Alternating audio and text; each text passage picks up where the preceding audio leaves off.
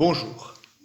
Aujourd'hui, samedi, de la fin de l'octave de Pâques, de cette belle semaine où nous avons célébré chaque jour l'aujourd'hui de la fête de Pâques, l'Église, comme chaque samedi, peut se tourner vers la Vierge Marie. Les lectures de ce jour ne nous en parlent pourtant pas. L'Évangile nous dit que Jésus est apparu en premier à Marie-Madeleine. Mais il y a deux apparitions que l'Évangile n'évoque pas du tout ou très légèrement. Celle que l'Évangile évoque très légèrement, c'est celle de Jésus à Pierre. Elle est évoquée dans l'Évangile de Saint Luc notamment, au chapitre 24, lorsque les disciples d'Emmaüs viennent retrouver les autres disciples à Jérusalem, et que ces disciples restés à Jérusalem disent aux deux pèlerins qui reviennent, « Il est ressuscité, il est même apparu à Pierre. » Pierre qui était allé auparavant au tombeau, comme dans l'évangile de Saint Jean, et qui était rentré chez lui sans croire. Cette apparition à Pierre est évoquée également par l'apôtre Paul dans la première aux Corinthiens, lorsqu'il évoque les différentes apparitions de Jésus. Il est apparu à Pierre, puis aux apôtres, puis à 500 frères à la fois. Qu'est-ce que Jésus a bien pu dire à Pierre dans cette apparition personnelle? Nous ne savons pas. Peut-être l'évangéliste Saint Jean au chapitre 21 nous propose-t-il le cœur de cette rencontre avec « Pierre, m'aimes-tu ?» cette belle question que Jésus repose 3 fois à Pierre avant de lui confier la mission d'accompagner l'Église. L'apparition à Marie n'est pas du tout évoquée. Elle fait partie d'une pensée de l'Église, d'une tradition spirituelle, qui montre tout de même que Marie a dû bénéficier d'une visite particulière de Jésus. Peut-être Marie, mère de Jésus, est-elle la première à avoir retrouvé son fils ressuscité. L'Évangile n'en dit rien. Pourquoi? Peut-être parce que la rencontre avec Marie était trop personnelle, trop privée.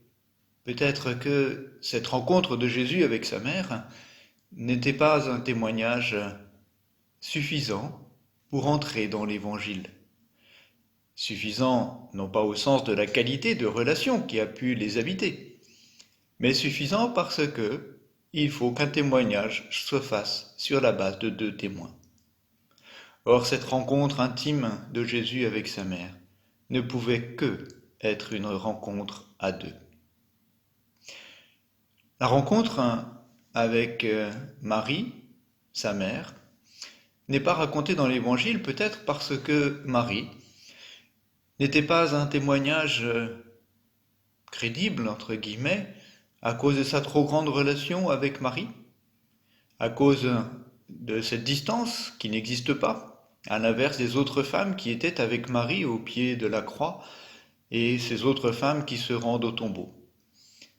On peut humainement penser aussi que Marie laisse les autres femmes aller s'occuper du soin du corps de son fils, car elle est encore enfermée dans sa douleur.